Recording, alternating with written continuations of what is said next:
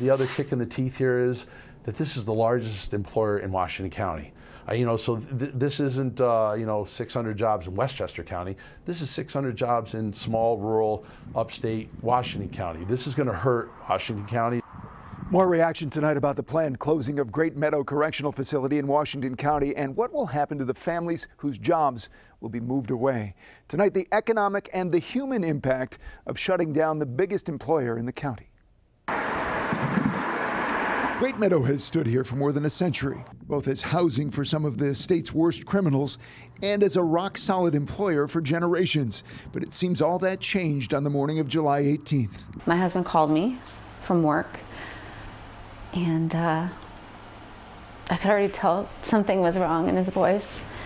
And he's like, we just got word that they closed us. Caitlin Nabozny's husband, Jeff, a native of Fort Anne, has been a correction officer at Great Meadow for 12 years. They have 2 young boys. Jeff's a youth baseball and soccer coach. They plan to spend their lives here. My boys will grow up in Fort Anne in this home, and we're not moving. The Nabozny's are like the hundreds of other families affected by the state's planned closing of the maximum security prison.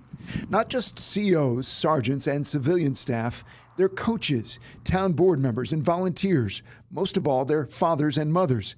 And now many of them are faced with the prospect of working 2 hours or more away. Coxsackie in Greene County is the closest prison. The next closest one's a couple hours away. So you're going to be asking corrections officers and with families, kids in school, spouses with other jobs, to look at transferring 2, 3, 4 hours away. Tim Havens, the owner of Falls Farm and Garden for 42 years, says the impact on the local economy is devastating. These people have good jobs.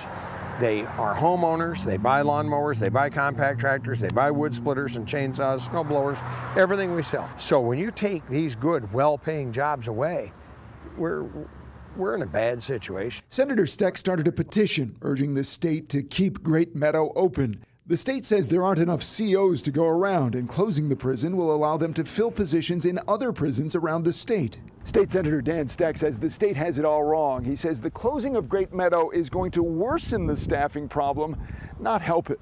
Steck says many will change careers rather than transfer. So I think that the state is going to only find itself in a deeper hole when it comes to total staffing. According to State Assembly member Kerry Warner, the state has invested $200 million in improvements and repairs to Great Meadow over the past 5 years. In fact, we're told that some of that work is still going on today. There is work going on to improve the facility as we sit here today? That is my understanding, yes. In fact, Steck says the ongoing work is the reason there are fewer inmates than officers these days. In this instance, they moved large numbers of inmates out so that the plumbers could go in and work without the inconvenience of needing to shuffle prisoners back and forth to move around them. Meanwhile, families like the Nabozny's are in limbo, not knowing where their loved ones will end up. As they hold out hope, the state will reconsider. It's not just officers and civilian staff, upset that they're losing their jobs. Whole communities are losing family members.